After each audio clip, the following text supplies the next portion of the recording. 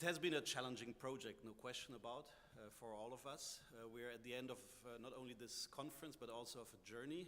So let me very quickly wrap up my high-level impressions. I will not go into details because Stephan made an extremely interesting and useful executive summary of what has been said already today. Thank you, Stephan. By the way, we had a pro-con debate about 10 years ago about how to control antibiotic resistance at ECCMID in, I don't know, in Munich or whatever, and you were in favor of developing new antibiotics. I was arguing in favor of antibiotic stewardship, of course, you know. So, but now it's nice to have us together here.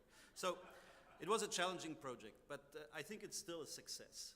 Why? First, and this has been said by Judy from the beginning, we were somewhat a platform, catalysts of change. Kevin told me that almost Carbix would not have been possible without driver B. I can still not believe that. Okay, but if this is true, success number 1A, 1B, 1C. Second, we have quite a strong scientific output. Lots of people worked on very good projects. You can see the posters out there. We have publications, etc. But number three, last but not least, I would say we come up with a very useful set of realistic, pragmatic solutions, recommendations that will form now a basis for further discussions. Certainly, not all of them are consensus-based. There's still ongoing disagreement. Still, while I'm preparing or we're looking at my little sheet here, I saw another email coming from the UK saying, okay, there is something going wrong here, you know. So we're like a very moving, active body of generating some consensus, but we are still very far from unique, universal consensus. So we will need more time. We will certainly must continue the dialogue, and certainly I heard that we have not fully covered the issues related to low and middle income countries. We have not fully covered antibiotic stewardship challenges.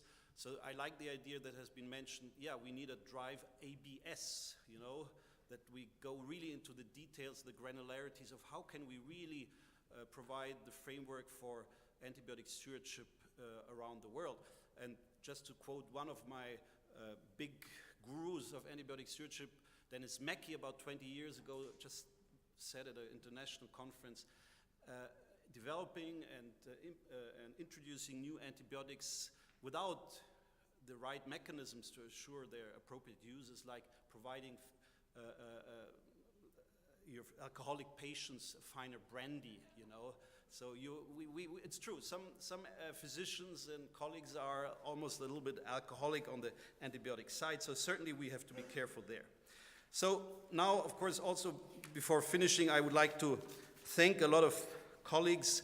First, the colleagues from DESTRI who have been wonderful. We had no issue with this conference here, and also the technicians, all the colleagues, in particular Emilie, then also all the colleagues from Driver B on the conference organizing committee, Victoria and Laura, who are in the room, Ursula, Nicole, Judy, Rob from Chatham House, Natalie from Sanofi, and also from our team in Geneva, Esther and Fabrizio.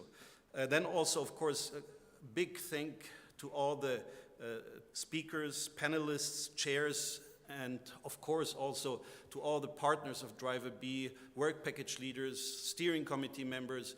You have done a terrific job over the last 36 months. Our journey is almost finished. We have a little bit of minor business to wrap up our report, but I'm quite optimistic we will get there.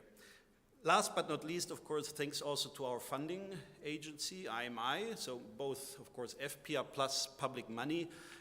Without all their support, it would not have been possible. And just to finish a little bit on a philosophical note, sorry, I'm an absolute pro-European, and certainly it's right if you say, let's make antibiotics great again, but let's make also the EU great again, you know, because somebody cited New York Times earlier, Roger Cohen, a really well-known editorialist, in May this year, he said, no miracle ever marketed itself more miserably than the European Union.